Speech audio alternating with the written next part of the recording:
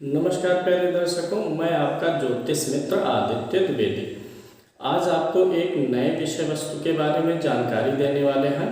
उसके पहले अगर आप अपनी जन्म कुंडली पर परामर्श चाहते हैं, अपनी कुंडली से संबंधित प्रश्नों के उत्तर और खराब ग्रहों के व खराब दशाओं के उपाय आदि के बारे में जानना चाहते हैं, तो आप कॉल कर सकते हैं 7800771770 पर। कॉल करके अपॉइंटमेंट और शुल्क आदि के बारे में जानकारी ले सकते हैं।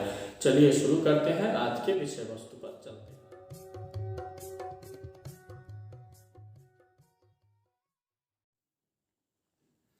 आज का विषय है दो महत्वपूर्ण योगों के बारे में बात करेंगे, जिसे काहल योग और पर्वत योग के नाम से जाना जाता है।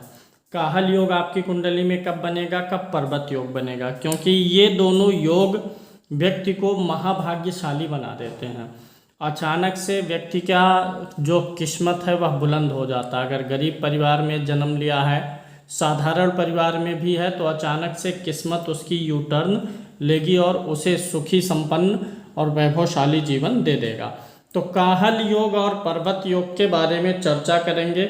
बहुत ही आसान है, आप अपनी लग्न कुंडली सामने रखेंगे और सीख जाएंगे। पहले तो यह जान लीजिए कि इसमें हमें ज़रूरत पड़ेगी कि कौन सा ग्रह किस भाव का स्वामी है। आपको अपनी लग्न कुंडली देखनी है। इसमें जो सबसे महत्वपूर्ण टर्म है मैं वो आपको बता देता हूँ। इसमें लग्नेश का योग होगा, यानी आपकी कुंडली के पहले घर का, आपकी कुंडली के 9वें घर का, इन दोनों का प्रयोग होने वाला है। सबकी कुंडली में पहला घर यही है, याद रखिएगा। यहाँ 1 से 12 के बीच में कोई भी गिनती लिखी हो, लेकिन पहला घर यही है। और 9वां घर सबकी कुंडली में यही है। यही 1 से गिन लेंगे पहले घर से, तो जो 9वां भाव पड़ेगा यही सबकी कुंडली में 9वां भाव है।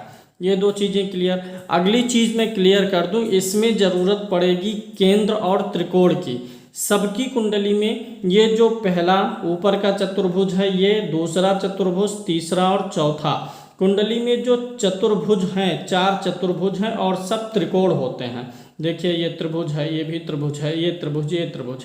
बीच के जो 4 चतुर्भुज हैं इनको केंद्र बोलते हैं। और इन्हीं केंद्रों से यहाँ नीचे एक ये त्रिकोण है और एक ये त्रिकोण है।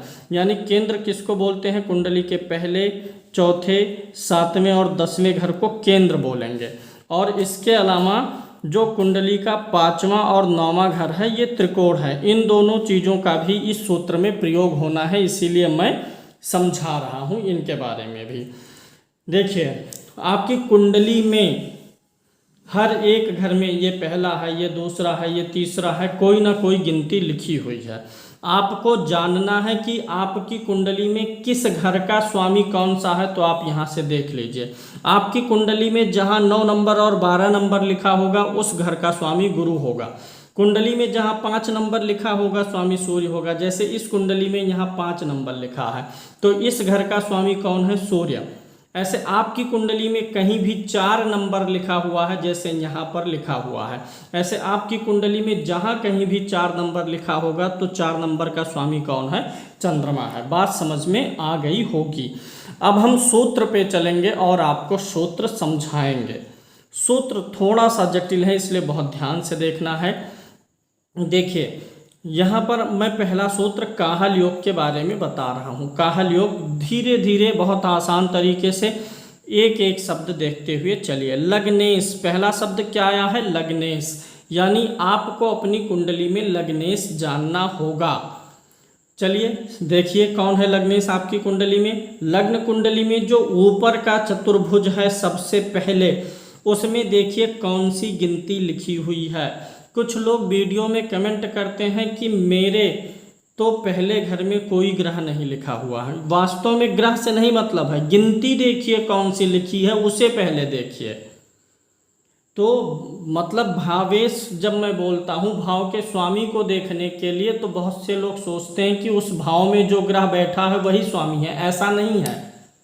जो भाव में, जैसे यहाँ पे शुक्र बैठा हुआ, तो ऐसा नहीं है कि इस भाव का स्वामी शुक्र है, वो इस भाव में बैठा है, स्वामी कोई और हो सकता है। जैसे मकान मेरा हो लेकिन उसमें रह कोई और रहा हो, किराएदार हो या कोई और हो, तो लग्नेश निकालने के लिए आपको देखना है पहले घर में कौन सी गिनती लिखी है। जैसे इस उदाहरण कुंडली में, यह एक काल्पनिक कुंडली मैंने सिर्फ समझाने के लिए बनाया है। इस उदाहरण कुंडली में पहले घर में 3 नंबर लिखा है, तो नोट कर लीजिए। आपकी कुंडली में जो गिनती लिखी हो पहले घर में नोट कर लीजिए। 3 नंबर का स्वामी, फिर यहाँ से देखिए, इधर वाला नहीं देखना है आपको, ये उच्च राशि है और ये स्व राशि है। तो 3 नंबर का स्वामी कौन है? बुध, यानी इस कुंडली में लग्नेश कौन हो गया है? बुध। ऐसे आपको जानना है कि आपकी कुंडली में लग्नेश कौन है। फिर आगे बढ़िए सूत्र में, लग्नेश यानी लग्नेश आपको पता चल गया। जिस राशि में हो, यानी ये जो ग्रह आया है उसे देखना है कुंडली में कहाँ बैठा हुआ है। ये आपका जो लग्नेश निकल के आया उसको देखिए कहाँ बैठा है। जैसे यहाँ बुध आया तो बुध यहाँ बैठा है, बुध यहाँ बैठा है। अब यह लग्नेश जिस राशि में बैठा हुआ है, लग्नेश जिस राशि में हो उस राशि का स्वामी, यानी जहाँ पे आपका लग्नेश बैठा है वहाँ देखिए कौन सी गिनती है। यहाँ 9 नंबर की गिनती है। यहाँ कौन सी गिनती है? 9 नंबर लिख लीजिए। और इसका स्वामी देखिए कौन सा ग्रह है? गुरु है। सूत्र है, लग्नेश जिस राशि में है उस राशि का स्वामी देखना है आपको। लग्नेश जिस राशि में बैठा हुआ है उस राशि का स्वामी जिस राशि में है, लग्नेश जिस राशि में है उस राशि का स्वामी कौन हुआ? गुरु। अब फिर से देखिए गुरु किस राशि में है। जैसे आपकी कुंडली में जो आया उस ग्रह को देखिए, गुरु कहाँ है? 11 नंबर पर। गुरु कहाँ है? 11 नंबर। तो फिर से लिखिए 11। अब इस 11 का स्वामी देखिए कौन सा ग्रह है? शनि है। ये 3 ग्रह आपको ढूंढने पड़ेंगे। सूत्र, लग्नेश जिस राशि में हो, लग्नेश जिस राशि में हो उस राशि का स्वामी जिस राशि में हो, जिस राशि में है वह कौन सा ग्रह है? लास्ट वाला 3 नंबर का, उसे देखिए। फिर देखिए क्या वह ग्रह आपकी कुंडली में चारों केंद्रों में या त्रिकोण में उच्च का होकर के बैठा है तो काहल योग होगा। यहाँ पर कौन सा ग्रह आया था? शनि। शनि देखिए किस राशि में उच्च का होता है? वास्तव में शनि 7 नंबर, यहाँ पर नीच राशि लिख दिए थे हम, क्षमा चाहेंगे उसके लिए। शनि किस गिनती पे उच्च का होता है? 7। शुक्र किस गिनती पर उच्च का होगा? 12। गुरु किस गिनती पर उच्च का होगा? 4। बुध किस गिनती पर? 6। मंगल 10, चंद्रमा 2, सूर्य 1 नंबर की गिनतियों पर ग्रह उच्च का होता है। तो ये जो आपका ग्रह निकला 3 नंबर वाला, उसे आप नोट करिए। यहाँ पर कौन है? शनि। अब आपको देखना है कि शनि आपकी कुंडली में किस गिनती पर बैठा है। पूरी कुंडली में शनि अगर अपनी इस उच्च वाली गिनती पर बैठा है तो काहल योग होगा। जैसे यहाँ शनि आया, अगर शनि इस कुंडली में 7 नंबर को छोड़कर कहीं भी बैठा होगा तो काहल योग नहीं बनेगा।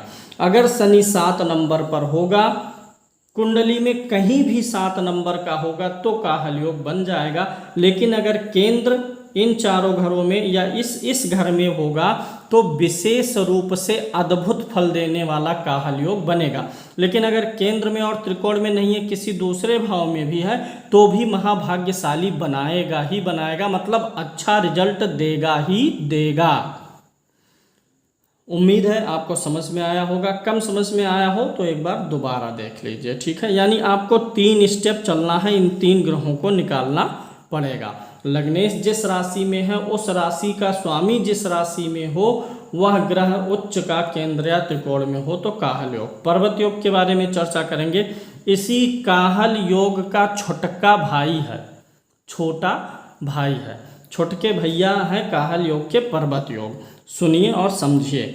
लग्नेश आपको निकालना पड़ेगा। फिर से आप अपनी कुंडली में देखिए लग्नेश कौन है, वही होगा। यहाँ पर 3 नंबर है, 3 नंबर का स्वामी बुध, बुध क्या हो गया? लग्नेश। लग्नेश जिस राशि में है, लग्नेश किस राशि में है? 9 नंबर की गिनती पर है। लग्नेश जिस राशि में हो, लग्नेश बुध 9 नंबर की गिनती पर है। 9 का स्वामी कौन हो गया? गुरु। लग्नेश जिस राशि में है उस राशि का स्वामी, अर्थात यहाँ पर सिर्फ 2 स्टेप चलना है, उस राशि का स्वामी अर्थात गुरु केंद्र में या त्रिकोण में उच्च का हो तो पर्वत योग बन जाता है। लग्नेश निकाल लीजिए। पहले 3 नंबर है आपकी कुंडली में, जो भी गिनती यहाँ लिखी है उसका स्वामी नोट करिए। मैं बदल देता हूँ कुंडली, मैं मान लेता हूँ यहाँ पर 4 नंबर की गिनती है। तब अब लग्नेश कौन हो जाएगा? चंद्रमा। मान लिया चंद्रमा हो गया। चंद्रमा कहाँ बैठा हुआ है? मान लिया यहाँ बैठा है। तो लग्नेश जिस राशि में बैठा है यानी जिस गिनती पर बैठा है उसको नोट करिए। कौन सी गिनती पर है? 1 नंबर। 1 नंबर मैंने नोट कर लिया। 1 नंबर का स्वामी कौन है? मंगल। 1 का स्वामी क्या है? मंगल है। अब मंगल कुंडली में कहीं केंद्र या त्रिकोण में उच्च का हो, मंगल की उच्च की गिनती कौन है? 10, यानी इस कुंडली में मंगल उच्च का हो करके 10 नंबर की गिनती पर बैठा होगा इन भावों में या इसमें तो पर्वत योग हो जाएगा। अगर केंद्र या त्रिकोण में नहीं होगा, किसी अन्य भाव में भी होगा तो भी महाभाग्यशाली योग अवश्य बनाने वाला है। उम्मीद है कार्यक्रम आपको अच्छा लगा होगा, पसंद आया होगा। कार्यक्रम को पूरा देखिए और ना समझ में आए तो 1 से अधिक बार भी देखिए और सीखिए। कार्यक्रम को ज़रूर शेयर करिए। इतने मेहनत से मैं और पूरे दिल से समझाने का आपको प्रयास करता हूं और बहुत सारे लोगों की ज्योतिष में रुचि है और आप भी इस वीडियो को देखने के बाद आपको भी लगता होगा कि हाँ, अगर थोड़ा सा सिर्फ ध्यान से सुनेंगे तो बिना ज्योतिष सीखे आप अपनी कैलकुलेशन जान सकेंगे। लोगों का इंटरेस्ट बढ़ेगा, ज्योतिष का प्रचार प्रसार में आप भी योगदान दे पाएंगे। इसके लिए शेयर अवश्य करिए। इस वीडियो को शेयर वाले बटन पर क्लिक करके लोगों को तक बात पहुंचाइए। लाइक करिएगा, शेयर करिएगा। आज के लिए इतना ही। जय श्री कृष्णा।